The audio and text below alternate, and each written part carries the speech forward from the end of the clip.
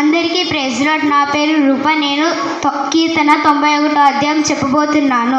మహోన్నతిని చాటున నివసించువాడే సర్వశక్తిని నీడును విశ్రమించువాడు. ఆయన నాకు ఆశ్రయము, నా కోట, నేను నమ్ముకుని దేవుడని నేను యెహోవాను గూర్చి చెప్పుచున్నాను. వేటగాని ఊరిలో ఆయన నిన్ను విడిపించును. నాశనకరమైన తెగులు రాకుండా నిన్ను రక్షించును. ఆయన తన రెక్కలతో నిన్ను కప్పును. ఆయన తన రెక్కల క్రింద నీకు ఆశ్రయం కలుగును.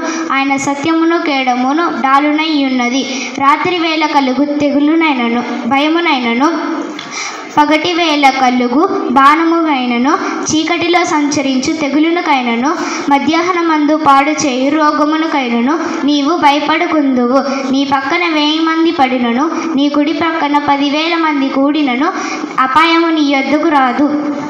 నీవు కన్నులార చూచుచుండగా భక్తిహీనులకు ప్రతిఫలము దొరుకును. యెహోవా నీవే నా ఆశ్రయమని నీవు మహోన్నతుడైన దేవుడు నీకు నివాస స్థలముగా చేసి ఉన్నావు.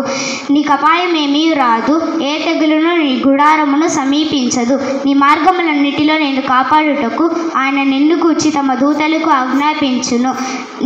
నీ పాదములకు రాయి తగలకుండా వారు తమ చేతుల మీద నిన్ను ఎత్తి పట్టుకుందురు.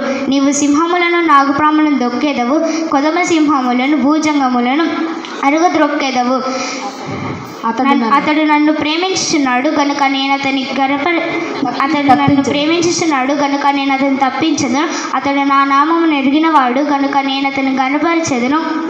అతడు నాకు మొరపెట్టగా నేను అతనికి ఉత్తరం ఇచ్చెదను. శ్రమలో నేను అతనికి తోడయుందును. అతన్ని విడిపించి అతను గొప్ప చేసేదను. దీర్ఘాయువు చేత అతనిని తృప్తిపరచెదను. నా రక్షణ అతనికి చూపించెదను. Praise lord.